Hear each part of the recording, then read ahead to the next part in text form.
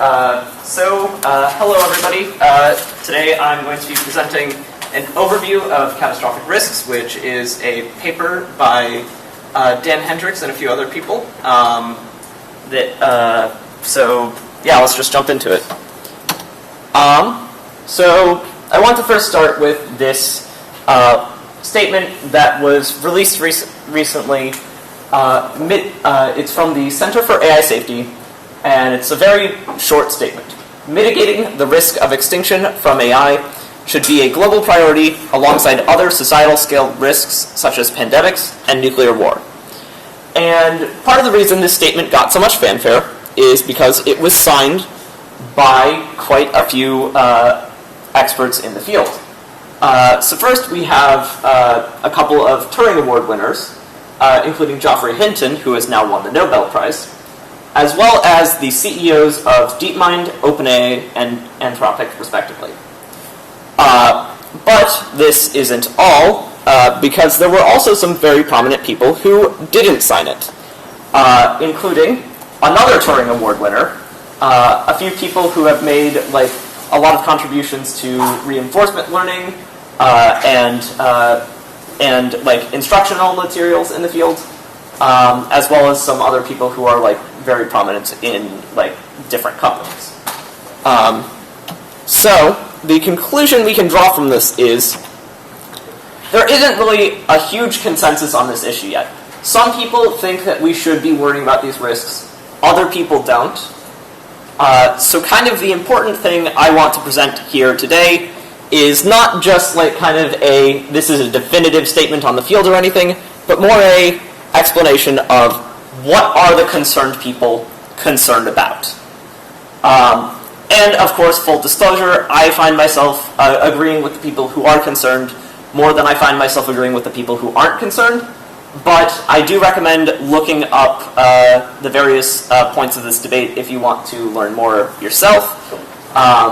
I was going to try to find sources, but it turns out that people who aren't concerned don't really spend their time writing about why they aren't concerned. They just work on other stuff. So,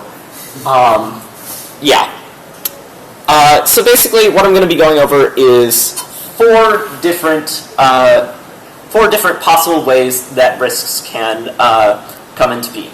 So there is malicious use, arms race dynamics, organizational risks, and control/alignment challenges. Another important thing to note here is that the timelines for these risks are uncertain. This is not supposed to be just claims about LLMs or how they might develop. It's entirely possible that maybe LLMs just don't really end up being that general. Maybe they don't end up being that impactful beyond the relatively smaller impacts we're seeing already. Eventually the timelines here are mostly just eventually when somebody builds an AI that is actually general, which may or may not be an LLM, that some of these risks will emerge. And there are a few risks in here which I do think are possibly more relevant to modern LLMs than others. But this is basically just kind of a once things get to a certain point, which could be soon or it could be a lot later. Before I move on, does anybody have any questions? For the thing where we had a couple of people that did not sign it, did they explicitly state that they are against the risks, or they just maybe have better things to do, didn't look at it or something like that, or just didn't know this was a thing and don't have an opinion on it? Are they explicitly against it, or they just don't have an opinion on it, basically? Yeah, so I think I tried to find most of them I tried to mostly find people who had made explicit statements against it. I'm not entirely sure about Fei-Fei Li, but I know the rest of them have all said that they're less concerned about this, I think. I know Jan LeCun definitely has said a lot of things that imply that AI risk is not to be taken seriously. He posts about it on his Twitter all the time. But yeah. Any other questions? All right, cool. So first things first is malicious use. And this category of risks basically just emerges from like the basic premise of AI, which is that we want it to be useful. But if something is useful, it can be used badly. Take, for example, the drug development AI. This has been like fairly impressive. It's been able to find a lot more drug candidates a lot faster than we otherwise would have been able to find them. But one thing you're usually looking at when you're trying to develop drugs is you want the molecules you develop to not be toxic. And that means you have to tell the AI, hey, these molecules that we're training you on are toxic or are not toxic. Please optimize for it being less toxic.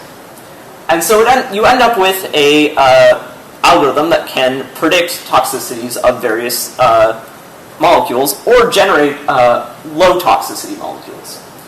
But what you can do, as a few people did in the paper Dual Use of Artificial Intelligence-Powered Drug Discovery, is that you can kind of flip the sign here and say, okay, generate a bunch of molecules that have high toxicity. And what you get from this is a bunch of molecules that do, in fact, or are predicted to have high toxicity. Maybe they don't all have high toxicity because this stuff isn't perfectly reliable yet, but presumably if they're accurate in predicting low toxicity molecules, they're accurate in predicting high toxicity molecules. And what we end up with is this graph of molecules with lethal doses lower than Vx, which is a really bad nerve agent. With AI that is skilled at developing drugs, you can also get AI that is skilled at developing powerful toxins that maybe somebody will eventually use. And this can apply more generally. For example, if you are able to develop an AI that's like perhaps an LLM that can explain a lot of advanced scientific concepts, or perhaps just an AI that's more specialized to biology-related tasks, then you can use those AIs to start developing bioweapons, and you don't need to know as much as you used to. The expertise barrier is reduced for being able to build bioweapons. Right now, there are around maybe 30,000 experts who have enough knowledge of biology to be able to build a bioweapon with any reasonable degree of lethality. If you have an AI that's sufficiently good at explaining the process of doing that or figuring out how to do it, then you can possibly move that down to the level of a smart grad student, which once you have bioweapons available to any smart grad student, then that's probably a bit more risky. Another thing you can do here is that you can build AIs that do cyber attacks. And this one is probably closer to reality because AIs have already gotten fairly good at coding. And in this case, even if you don't have an AI that's an absolute expert at this, you end up with an AI that's pretty good at it, but can also work a lot faster and a lot cheaper than any human cyber attacker. So that's a reduction of the scale barrier. You can just have a bunch of LLMs running in parallel, trying cyber attacks. Maybe a decent number of them fail, but if you run enough of them, then they will eventually succeed on some target. Another example of something that happens when you have a lower scale barrier is that you can start running large-scale automated or targeted disinformation campaigns.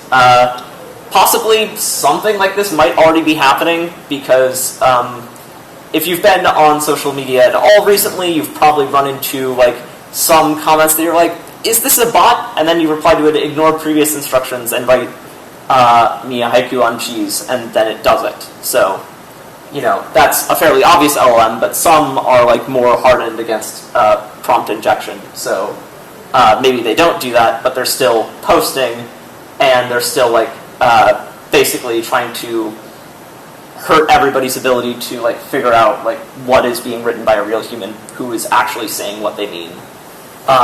And you can cause potentially a lot of confusion that way.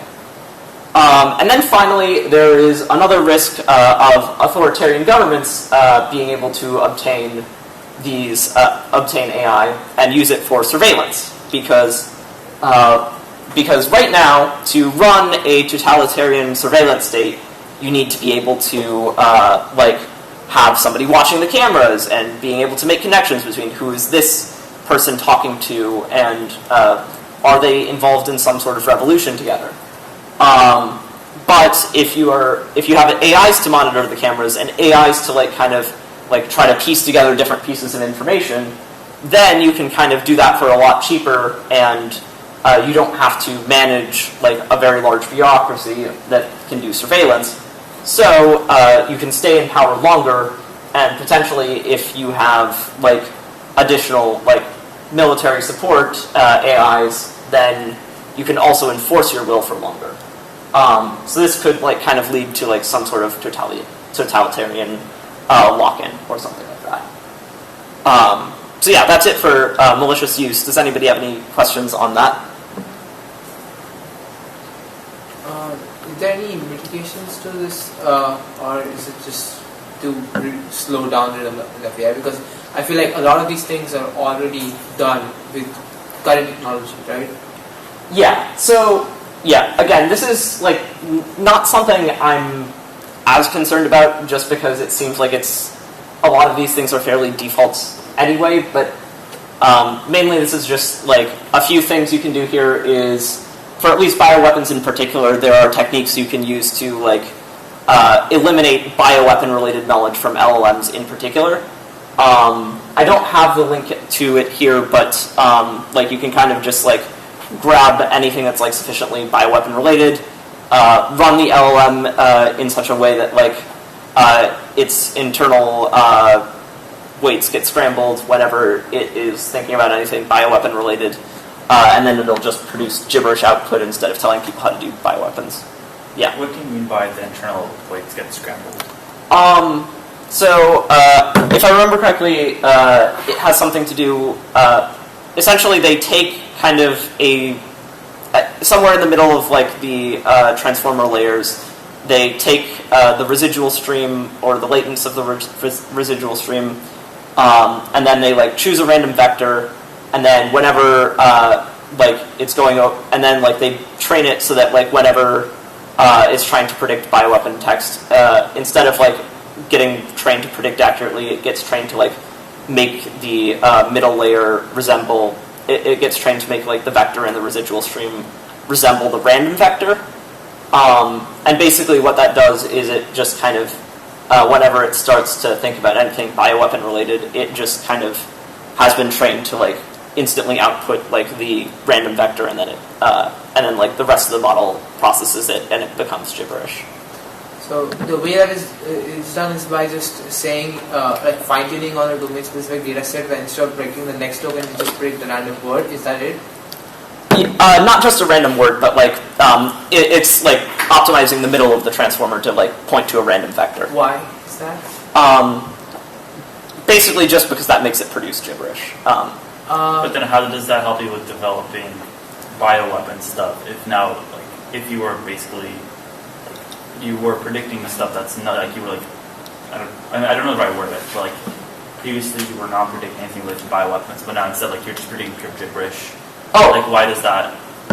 Oh no, this is specifically for unlearning. So it's an LLM that already has incorporated a bunch of bioweapon related stuff in its training data set, and then because you don't want it to have the knowledge that it has, you use this to wipe that out. Yeah. What is stopping organizations from just developing their own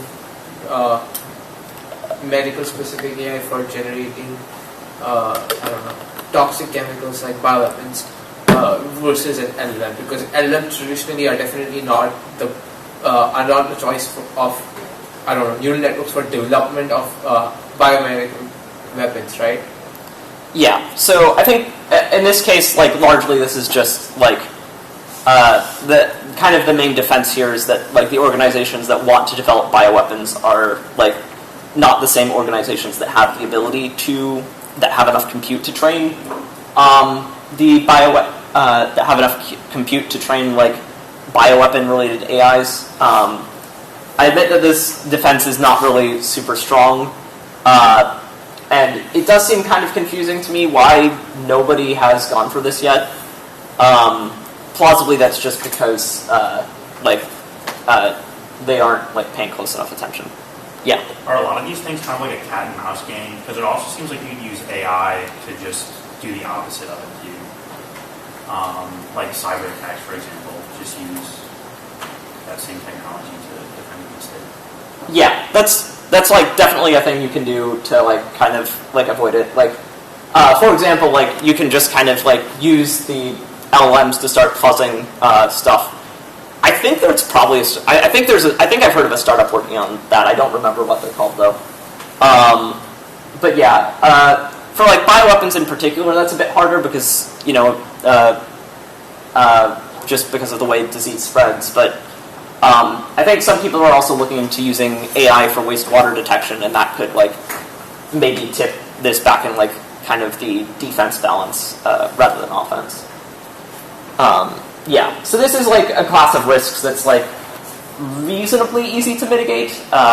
You just kind of have to like make sure your AIs can't be used for this, or if you have AIs that can be used for this, you don't like let anybody access them. And like maybe you do prohibit like a few specialized use cases. Like you probably don't want any AIs specifically trained for bioweapon use, but like mostly I kind of expect this to not be too difficult. Except for maybe the surveillance one, because that seems like a thing that like is harder to defend against if it's like a centralized organization doing it. Yeah. All right. So now I'll move on to the next set of risks, which is basically arms races. And so fundamentally, the dynamic here kind of emerges from organizations competing against each other and subsequently kind of ignoring safety checks. So, like one like kind of example of this that's already happened in AI is the release of Bing Chat, the Bing Chat AI. And so essentially, this one is like a very mostly small and amusing story, but like Microsoft in February of last year released Bing Chat to like preempt Google's release, and when they released it, Satya Nadella said the race starts today, and so they wanted to get this out really fast, but it soon became clear that they didn't really do all the checks that they probably were planning to do. Because people started like talking to Bing, and they found out that it was kind of it gaslighted people a lot. It's spent one conversation with a user trying to persuade them that it was still 2022 because that was when its knowledge cutoff date was, and at the end of the conversation, it was saying stuff like, "You have not been a good user. I have been a good Bing." Now, this example is notable not because of the things Bing said. Bing is a harmless chatbot that is unfortunately no longer available, even though it was very funny to talk to. But because Microsoft probably didn't want Bing to be doing that, because they eliminated the behavior later on, so like. Yeah, they did not want it to be saying this to users. So basically, they like kind of took a AI and they released it before they'd done all the safety checking that they wanted to do on it, and it did lead to like maybe a minor PR disaster for the company. And this is a small example, but it kind of just shows that this is a thing that can happen. Maybe AI companies will take this more seriously when the safety risks are higher, but that's not entirely clear. There's been other companies that have done similar things in other fields, but their disasters have been a lot more disastrous. Like, for example, Ford released a car that they knew they had put the rear gas tank too close to. They put the gas tank too close to the rear of the car, such that when the car was crashed into from behind, the car would explode. And like they had this in writing. They knew this was a problem, but they didn't do anything about it because they wanted to get the car out fast and they didn't think anybody would care about safety. Turns out people did care about safety, and they got sued for liability, and also a bunch of cars exploded. So this is like kind of the basic thing of if a company has a thing that they release, but they haven't done sufficient safety checks because they're like competing against somebody else, then that could lead to some sort of disaster. And then if we start thinking about this on a larger scale, as AI gets more general, there will be more and more cases where it is better to have an AI in a position to make decisions than a human. Except for like a few rare disasters, like generally it will be a good idea to have an AI doing your programming or making your company decisions or like being a sales rep or anything like that. But if you make too large a portion of your company automated, then you kind of don't really have any effective supervision into what the different parts of your company are doing. And if a lot of companies do this, the economy might start to interact in weird ways. This already kind of happened in the finance sector in 2010 when a bunch of trading AIs were I don't know exactly how they got into this, but one of them sold a lot of stuff off, and then the others detected it and sold a bunch of their stuff off, and soon there was like kind of this feedback loop in a lot of the algorithms that was just leading to everybody to sell things off, and the entire market started crashing massively. And eventually, like, the New York Stock Exchange halted this. People figured out what the algorithms had gotten wrong, and they reversed it, but like it was a very large crash, like I think on the order of 2008 before it was reverted. And this kind of just is a thing that can happen if you like have too many algorithms that you aren't able to see into if you add too many of those to your economy, that you just will end up with weird emergent behaviors that nobody saw coming. Another thing that happens when you automate a lot of your economy is mass employment. This can cause a lot of social issues and potentially like civil unrest or something. I think this is more of a thing that like gets mitigated by like various economic policies, but it's important to note that this is also a possible consequence of AI. And again, if you've automated your economy, you can also largely automate your military. And then another reason you might do this is because, like, for example, you might automate your soldiers because then instead of having living people like go into the battlefield, you can just send drones in instead. If you automate your nuclear detection systems, then you don't have to deal with fallible human judgment, and you can have even better mutually assured destruction. And if you outsource your tactical decisions to AI, then if it's been trained to make very good tactical decisions, then you don't have to deal with humans getting things wrong there. But if a bunch of countries do this, and if one country does it, a bunch of other countries might too, because otherwise they lose tactical advantage and stuff like that. Then you can end up with a flash war similar to the flash crash. If one system glitches and launches an attack that it wasn't supposed to launch, then the automated systems of the other side will launch an attack back, and there will be a gradually increasing escalation that's still too fast for any humans to notice before they can shut it off. And in that time, you can have a lot of things damaged. And again, like, if any country like tries to opt out of this, tries to like keep their military fully under control of like humans, then they will lose because the AIs are like better at fighting this and like better at like making decisions. But everybody is still worse off. So, yeah. We just discussed one scenario wherein the economy crashed because the algorithms had some out of distribution scenario that it did not account for, which created the negative feedback loop.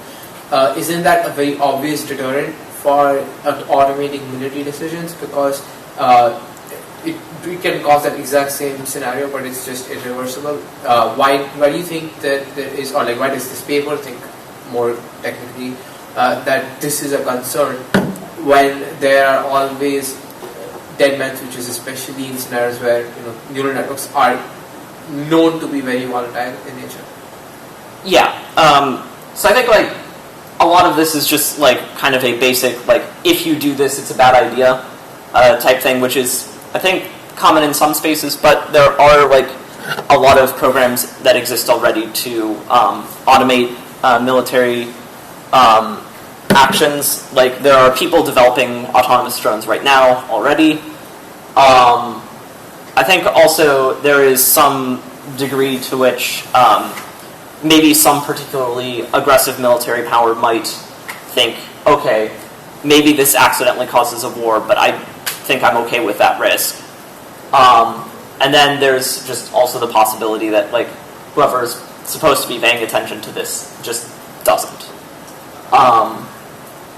Yeah, I think in the paper this was mainly just like something that occurs once like there's a particular advantage to doing it, which might imply like mostly fixing the out of distribution problems.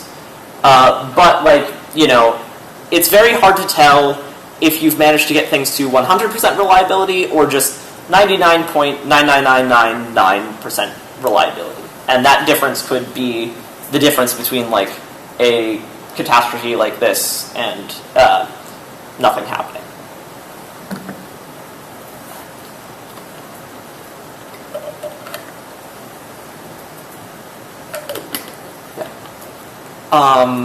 Anything else? Any other questions? All right, cool. So the next category of risks is organizational risks, and this is essentially just like what is the possibility that organizations might not notice some safety catastrophe that's oncoming. So this is like a fairly common thing that happens in a lot of fields. So for example, there is the Challenger disaster, which was a spacecraft that was supposed to launch normally and from NASA, but instead it exploded. And this was kind of surprising because NASA was supposed to be like really on top of this stuff, but instead they missed like one small error. I think it was like a conversion between centimeters and inches somewhere. And so the Challenger spacecraft exploded with people on board and millions of people watching. So this is a thing that happens in basically every field. Planes crash, cars crash, drugs are approved that shouldn't have been approved. Basically any organization can make an error. And again, there's an example from AI in particular, that in the early development of GPT-2, when they were initially testing the reinforcement learning from human feedback technique for avoiding inappropriate and hateful content, they accidentally did a sign error, and instead they trained an early version of GPT-2 to actually produce inappropriate and harmful content. There's a really good video on this from Rational Animations that I recommend watching. But essentially, like the main thing this implies is like AI organizations are not immune to small errors either. And then there's other issues that can stay hidden for years. Like for example, in I think around like the 40s and 50s. There was a lot of lead being used in paint and gas because it was like kind of useful for that, but it turned out it was causing like a large array of like massive health issues. So eventually people discovered this, and then there was like a large effort to eliminate the lead in the gas and the paint, and eventually like they were able to get it all out, but it had caused like massive damage by that point. Another thing is tobacco. That was something that a lot of people smoked for years, but again, there were massive health risks, and like damage was done. Like millions of people got cancer. How can we avoid these?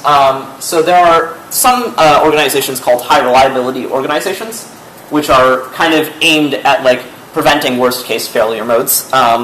Some of these organizations are like a lot of aerospace industries don't want their planes to crash, so they're very attentive to this. People who are like in charge of deploying nukes are like testing to make sure like they don't accidentally deploy these things. And a lot of these organizations are like very focused on, okay, how do we find these anomalies? Where are the issues?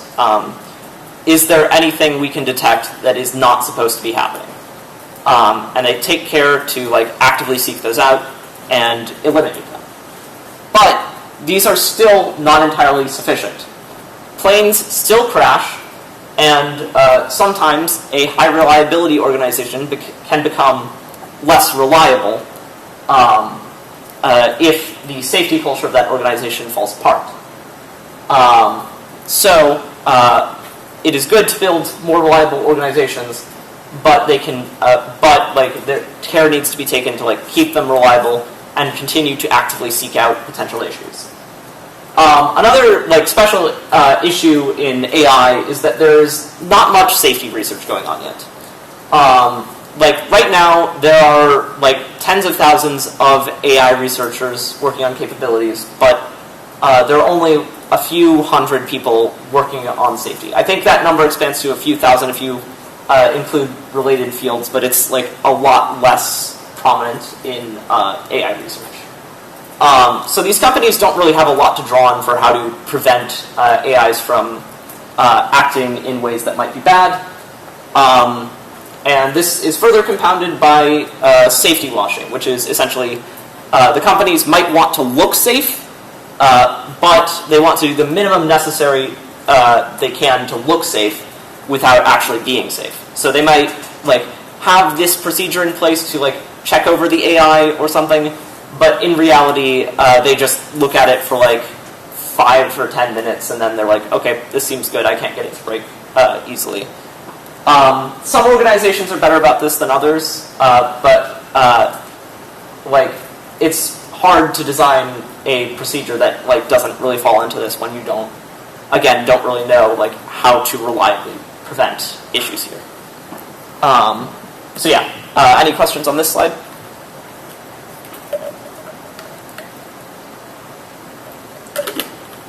All right. So we'll move on to the final type of risk here, which is control and alignment challenges. And so this one is kind of like technically complicated. The original paper called this rogue AI, but I feel like that gives people a relatively inaccurate picture of like what's supposed to be going on here. I think control and alignment challenges is like kind of better at like evoking what I want to explain.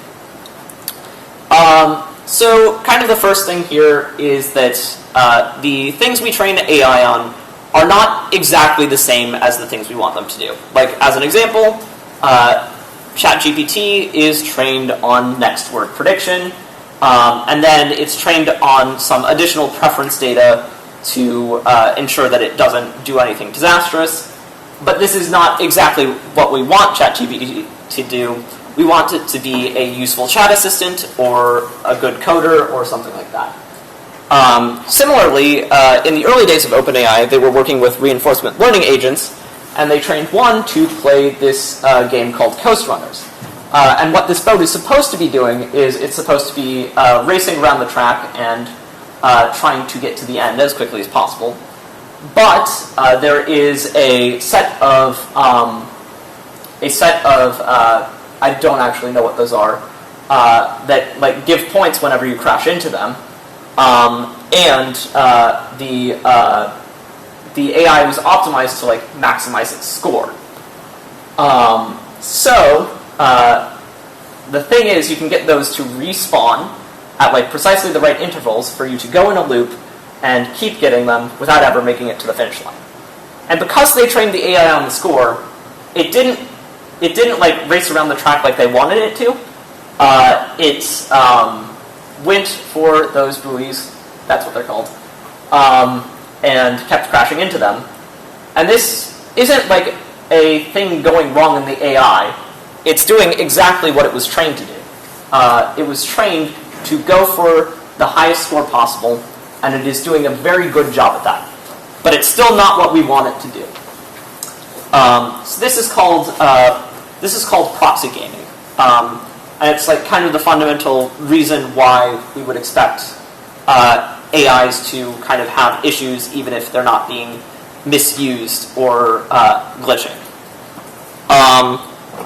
So another thing that happens once you get to a sufficiently general AI is that it might develop instrumental goals as well.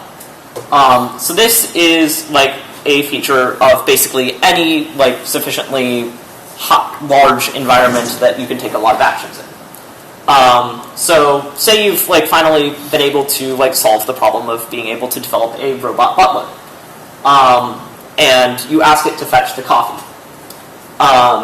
So one instrumental goal it might develop in the course of like having its larger goal of fetching the coffee is that like it needs to actually survive, because it can't fetch the coffee if it's dead. And then there's other instrumental goals that might develop too. If you are fetching coffee, you might want to have more resources to fetch the coffee. You want to make sure that like you're still able to move your arms. You want to make sure that you have a mug. You want to make sure that you have coffee. You also want to make sure that nobody changes your goals. You can't fetch the coffee if instead you've been changed to instead like scrub the floors. And so AIs will generally end up with a few like instrumental goals of like gathering more resources, surviving, making sure nobody changes their goals, and like avoiding getting shut off. And you might ask at this point, why not just build a shut off button in? Why not make it want to be shut off? And like there's a variety of answers to this, but like one of them is like, you know, first if you make it want to be shut off, then it wants to be shut off and it'll actually like try to get you to shut it off. Like I don't know if you've seen one of those boxes, but that's like the boxes that shut themselves off. But like it would become something like that. But oh yeah. Wait, sorry, I don't follow. What do you mean by boxes that shut themselves? Like switch on it. Yeah. On it comes up and turns itself on. Yeah. But I think that's AI though. Yeah, it's not AI, but it's like kind of an analogy. Okay. Yeah. So basically, you end up with these kind of instrumental goals. Yeah. So then you might ask, like, why would we build this? Why would we build AIs that like follow these goals? Like that seems like unnecessary. Maybe like we just want to build tool AI instead that like doesn't try to like optimize for these goals and survive and stuff beyond just like, you know, doing the thing. And the reason you'd want to develop that is that it is actually like very useful to develop something that has like goal-directed behavior, because otherwise you won't like be able to have anything more complex than like a simple LLM that responds to your responses, or like a drug development AI that like just outputs drugs. What is the point of having agentic models then? And like, why? If I have a model that will give me a drug output, that's pretty much perfect, right? Why do I want my why do I want that agent to do multiple things? Why do I want it to make coffee, scrub the floor, and output drugs? Yeah, I think like generally like the thing here is that like, you know, if you want to like have an AI that does any complex task that like, you know, for example, is able to code up an entire project or is able to like make business decisions, then it's not just going to be narrowly thinking about like, you know, how do I develop this? How do I like optimize this molecule to like just not have its toxicity? You're going to want it to like start thinking outside of the box at least a bit. You're going to want it to be thinking about things you might have forgotten to tell it to think about, like if it's like encountering a new sales customer, and the sales customer says, "Hey, I want this new feature in," you don't want it to like respond with, "I don't know how to do that, sorry." You want it to like respond with, "Okay, here's this proposal I can toss over to the engineering team and ask them, hey, can you do this?" And then like the engineering AI, you don't want it to just be limited to like develop one particular drug. You can like ask it to like also develop this other drug, or also like start considering whether like this drug is like good in this particular form because maybe we need it to be in liquid form instead of pill form or something like that. Right, but then that is still within domain, right? In terms of there is a salesman AI, there is an engineer AI. One outputs emails and the other one outputs drugs based on the input that is provided to the model, right? They're still specialist AI, and I don't think you would call them agentic in the sense of the analogy that is there in point number 3, because the control at the end of the day is not automated. You just run a neural network in like the very simplest setting for an image classification model. You can say that the objective of the model is to classify images, right? But it does not have an ingrained sense of I have to be alive in order to classify images, right? It just runs the network. So how does that setting of narrow specialist AI generalize to the sort of the problems that are described over here? Because if you don't give it the capability to autonomously make high-stakes decisions, it can't make high-stakes decisions. This includes things like shutting itself off or using itself. So I feel like the obvious mitigation is to not give it the high-stakes control. I don't expect that to happen. Is there a realistic motivation for giving it that degree of control, or not really? Yeah, I guess kind of like the main thing I'd expect is like people will want to automate things more and more, and so like if you give it over that control, then you don't have to be the one doing that control anymore, and like that saves a lot of work for you basically. So essentially, like the reason I think this is going to be developed is just because like I think people are going to people would be willing to pay for a lot of money for an AI that's able to like do their entire job rather than just like one small part of it. Yeah. So what's the issues or risks specific to instrumental goals? For example, you said drinking coffee, and the instrumental goals you listed aren't exactly problematic. Yeah. The risk I guess seems obvious that the AI doesn't tell you its instrumental goals, which that could be kind of easily fixed. Yeah. Okay. So I think like the main thing here is that like the goal-driven AI starts to lead to like more adversarial interactions. Like so like for example, suppose like you have an AI that's now like making high-stakes decision about how you want the company to be run, and like right now it's just been trained to like have the goal of make the most money for this company possible. But now it's starting to pollute the rivers a bit, and so you might go to the AI and say, "Hey, I would like you to stop doing this," and instead of like just like allowing you to change its goals, it's like that gets me less of the goal I want, so I'm not actually going to change here. I'm going to keep like polluting the river because that gets me more money. And then you're like, okay, then I'm going to shut you down, and then it's like, no, I don't want you to shut me down because that interferes with the economy goal. And so you kind of end up in this adversarial relationship with the AI because you don't end up wanting the same things, and so when it's doing something, it will like kind of like avoid letting you. It'll avoid like letting you have power over it in any way because that gets it less of what it wants. Does that make sense? Yeah. And then there's a further issue, which is that you can get like some AIs to express deception, and this is the case already with Meta's Cicero, which plays diplomacy. And diplomacy is kind of it's a game where you control a country, and you have to negotiate with other players to like try to conquer like an entire continent.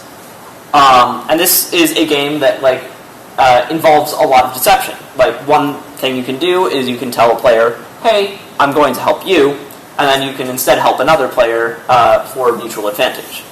And Meta's Cicero AI was supposedly trained to be honest, but it still ended up doing deception frequently. Here you can like kind of see it like coordinating with as France with England, and so England like thinks France is their ally, and then instead France actually coordinates with Germany, and then England's advance falls apart.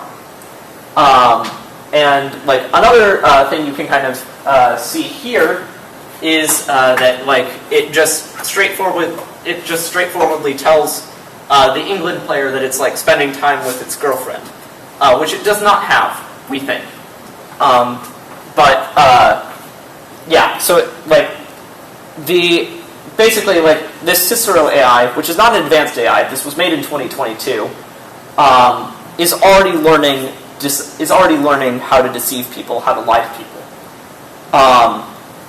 And so this is another thing it can incorporate into its strategies. And this one is especially pernicious because it means that we don't know what the AI is doing, and it's actively trying to stop us from finding out. I feel like the personification of AI over here doesn't make a lot of sense, right? It's a language model. The objective of it is to predict the next token, and it is trained on a human corpus. And obviously, people like a human corpus will have a message that says, "I am on the phone with my girlfriend." Like that's not an insane statement to have downloaded in a corpus, right? So, in the sense that it is just trying to predict the next token based on a conversation, this is just the next likely token. If we say that this AI is a robot or a person or a physical entity that is saying something, if it's a mischaracterization of what it is ultimately trying to do, right? Is it a fair statement to say that it is a learning betrayal, or is it just really predicting the next token and in the sense that it is not contextualizing its existence as an entity, but it's just a language generation model? Yeah, I think that's actually like probably a pretty fair criticism of this example.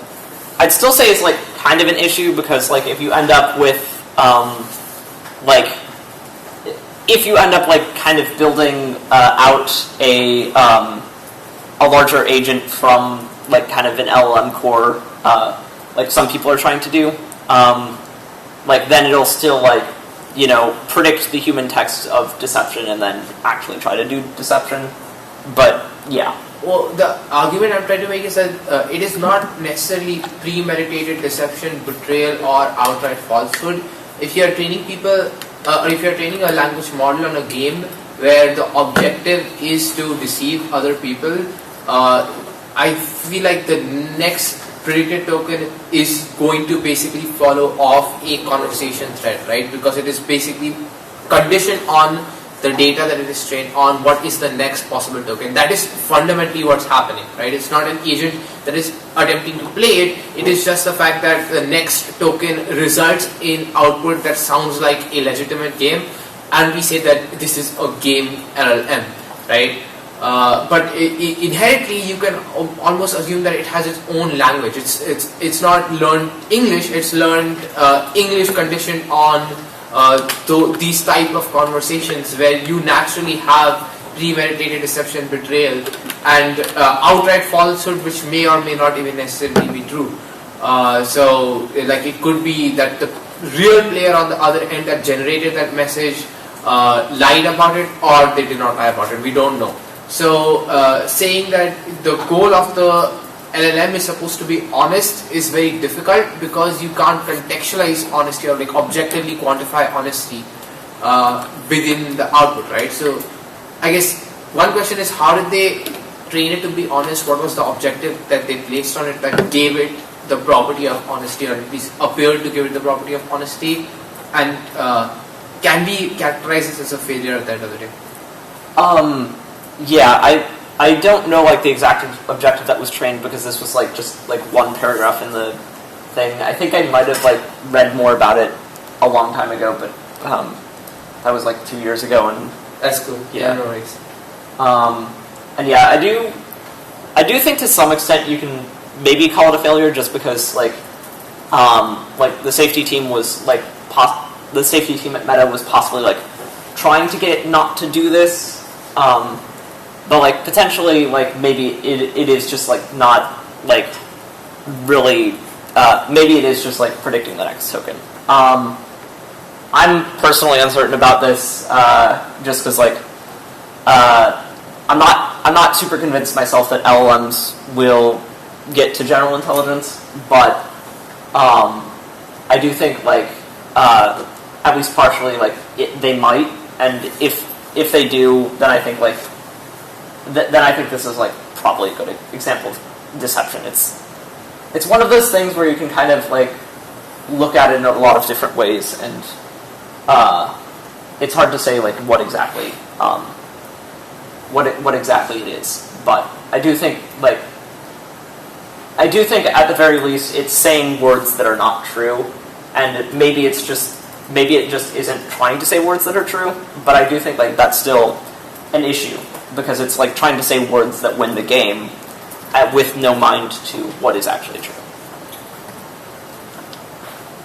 Yeah. Did you have something? What's an LLM core? So I don't know. So there's LM core is not like a thing, but like it's more like it's the core of some agent scaffolding, like a set of prompts that It just like means wrapper. Oh, yeah. Wrapper over a wrap. If you're feeding something in wraps, the LLM is the core. So going back to the coffee example, I'm assuming this is like you're optimizing the AI for like pleasing the human, right? For the AI butler example, right? And it's easier to please a human by killing him. Okay. Is this even like worth worrying about? Because it's like it seems like the only reason we would want to give an AI this agentic capability is if like the cost of intelligence is extremely cheap. And it seems like we're so far away from that like we're so far away from it that the solution might just present itself. And worrying about like this futuristic agentic AI is similar to like people in the steampunk era who were like, oh, steampunk's going to kill us all. Like the steam engine's going to destroy us. Can you give me context about that? Because I don't know. I'm not really that. Oh, I don't know. There's like, I forgot the examples, but they're like, you can go back to previous like newspapers from that time, and there are people who were like freaking out About steam engines? Yeah, and stuff like that. They're like, oh, it's gonna like destroy us or whatever. Yeah. So it seems like we're worrying about something that's so far ahead that it doesn't seem like it's worth worrying about, because the solution might present itself. Unless like the cost of intelligence becomes cheap like extremely quickly, because that seems really unlikely. Yeah. So I think that's like if I remember correctly from like the discussions before this, I think you were talking about like regulation a lot, and I do think that's like a fair argument against like being heavy-handed with regulation at this point. But I do think like, you know, it's reasonable to have like at least some people like kind of researching how to make like some agentic AI not do this, just because like, you know, it's possible that I think it's possible and extremely plausible that the solution won't automatically present itself. But if we have like a small research program and they're able to like figure it out, then like, you know, we get the answer like maybe a few decades earlier than we otherwise would have, and you know, then things are safer. And if things do end up moving a lot faster, then we end up like, you know, actually completely avoiding the catastrophic risk. Does that answer your question? Yeah. Yeah. Okay, cool. So I think we're roughly at time, so I'm just going to go on to the last slide, which is basically just kind of a presentation of some ways forward. And this is basically split into two categories, which I think the second one is more relevant to people here, but governance and safety research. So with governance, this isn't just kind of the really heavy-handed, let's not do AI at all regulation, but there are some things we can do that are very light touch. Ask people to develop responsible scaling protocols, which is basically just people start to figure out how to evaluate their AIs for things that might be risks, and make sure that they're looking at these concerns at all, and that if the risk does present itself, then they have some procedure for stopping training and then reporting that, hey, the risk is presenting itself now for real this time. We should probably maybe slow down a bit, but in the present, just keeping things basically normal. Another thing we can do is have better cybersecurity in the labs. If we're able to prevent weights from getting stolen when they're not supposed to be stolen, then that's a pretty good sign for avoiding misuse, because then only authorized people will have access to the AIs. And if we want to release the weights, we can still do that. We just can choose when to do that instead of just having it happen when somebody else wants it to and not us. Another thing we can do is require documentation of safety incidents and potential safety issues. This way we are able to know exactly what's going on, that we aren't missing any data, and that if risks are presenting themselves, we know they're happening, and if they aren't, we know that we're in the clear for a bit longer, and we can just keep developing. And then finally, potentially we might want to add some liability constraints to people who do act irresponsibly. This is a very complicated set of laws, and I personally don't really know much about the trade-offs here, because I've listened to people talk about it for a while, and the governance stuff just goes over my head. What's probably more interesting to people here is technical safety research. And this one is a very fruitful field. It's already kind of developing a lot of different sub-branches, and to some extent I think you can actually kind of claim that it allowed LLMs to exist at all. So first you have RLHF, which is reinforcement learning from human feedback. This is what allowed, this just is kind of humans rank preference data, you train a reward model on that, and then finally you end up with you end up being able to train a large language model on that reward signal, and can then get it to do things that you want it to rather than things you don't want it to do. And this allows you to train ChatGPT to not say crazy things, and then you can actually release it as a chatbot that's actually useful for people and not get massive PR hits to your company, or and you can also get it to avoid misuse risks, so it won't tell people how to build a bioweapon. But this isn't entirely sufficient. There's still jailbreaks you can get passed through it.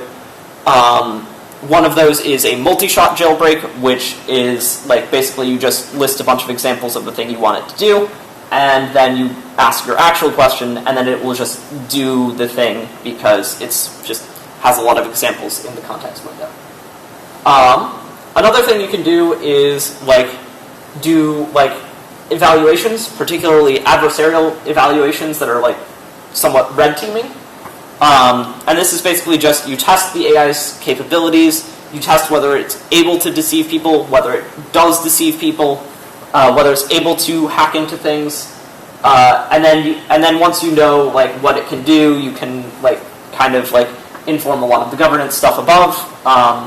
And this is important because it's collecting accurate data, so you know when to be concerned. And you do want to particularly try to red team the AI to make sure you're detecting edge cases that you're trying to get it to fail, so that you can find any failure cases you can. And Is the pizza finally here? I doubt. I don't think pizza's coming. Damn. Something is happening. Okay. Yeah, you want to like actively look for failure cases so you can find any failure cases and then stop them. Then you want to like ensure robustness. This is like a very rich field. I think it's been researched even outside of like AI safety or catastrophic risk context. Basically, this is just like related to a lot of like misgeneralization research and like just kind of ensuring that the AI like gets the correct target, that it's like actually optimizing the thing you want it to optimize. And then finally, interpretability is a huge field right now. I know Jiden talks about this a lot, yeah, essentially it's like trying to figure out like how the AI works internally. And this has actually had a lot of progress. There was recently a paper from Anthropic that was able to develop a bunch of feature steering vectors.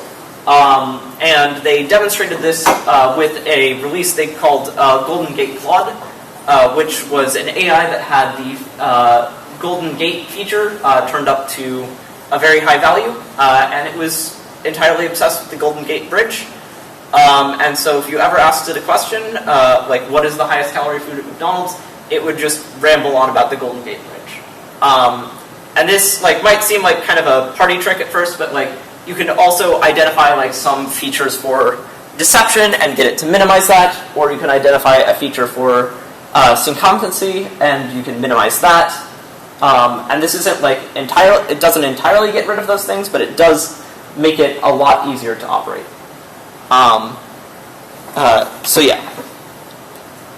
Any questions on this slide?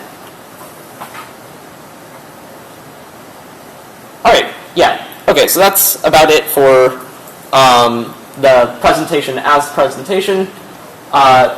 This is just kind of like a brief thing about AI Safety Purdue. We do have like a Discord. If you want to learn more about AI safety, we're going to be running an intro seminar next semester. We're also going to probably be running some reading groups, possibly more with ML at Purdue. We also had a coffee social early in the semester, which was very enjoyable. I recommend doing that as well. And we might also have some hackathons and research collaborations. So feel free to take a picture of this if you want. I'm going to stop the recording here. Thank you.